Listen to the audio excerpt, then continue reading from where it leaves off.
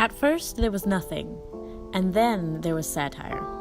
But what is satire, and why on earth do we love it so much?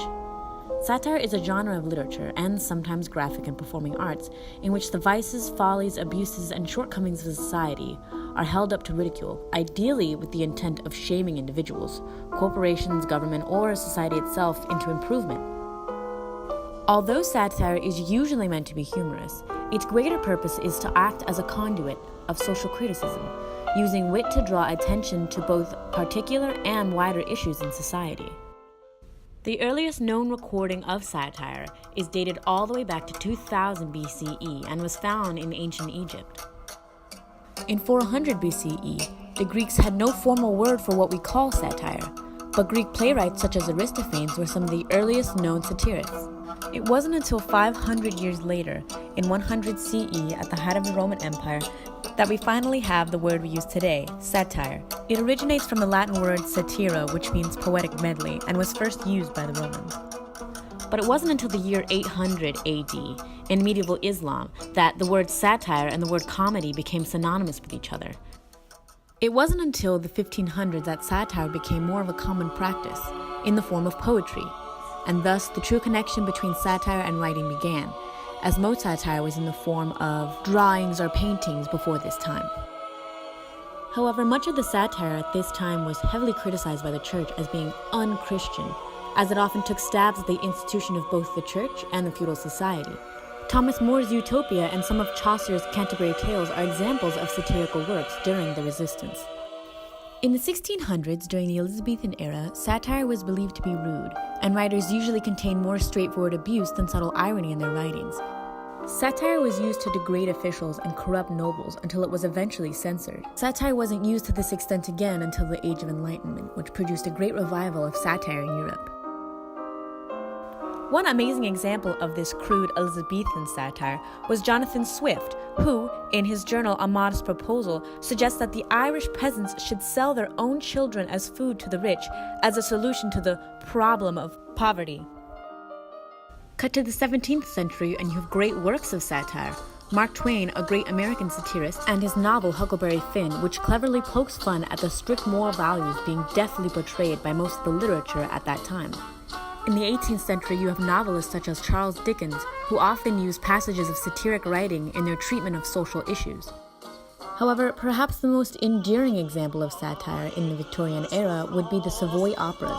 Savoy opera was a style of comedic opera that developed in Victorian England in the late 19th century, and it was the perfect platform for all of the greatest satirical work to take place.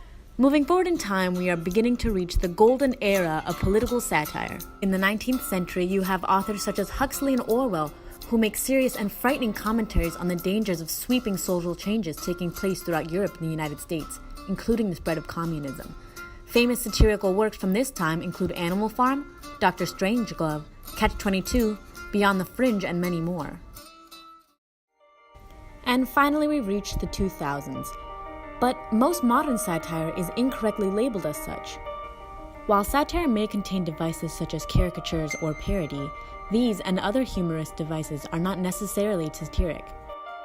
Just as there are now a wide array of different types of media, satire itself has adapted to fit all of those new forms. But it is arguably television where we get the bulk of our satire, with programs such as The Colbert Report, South Park, or even Saturday Night Live. By going back and taking a look at the history of satire, it is clear to see why, as long as mankind has had some form of the written word, there have been different forms of satire to go along with it. As long as humans do what they do best in terms of struggling for power, oppressing others, or fighting for what is equal, there is always going to be satire. Satire is what makes us question the world around us, but by doing so in a comedic way, it is arguably more effective than some of the other forms of speaking against social injustices. When we think of satire as it stands today, just because we don't normally think of the mediums that we now find most satire to be a form of writing, doesn't mean that writing doesn't take place behind the scenes, or that its purpose, relevancy, or message behind that satire has diminished in any way. It is also important to understand the roots of satire, so that way we can become better at identifying it. Hate speech is a huge issue, and a lot of the time, those who spout it use satire as a cover. On the other side of that coin, those who preach that satire itself is hate speech do so because they do not understand what satire is trying to do. This is another thing that satire accomplishes. By identifying those who do not find satire funny, it then exposes the extreme believers on both sides, showing that if they are unable to take the joke, that their beliefs are usually extreme and deep-rooted. In this current political climate, at least in the United States, satire is being used more and more to express discontentment. It is important to understand where the practice of satire came from, so that way we can better understand what it means for us as a society when it is arguably overly present. The comedic canary in the coal mine, if you will.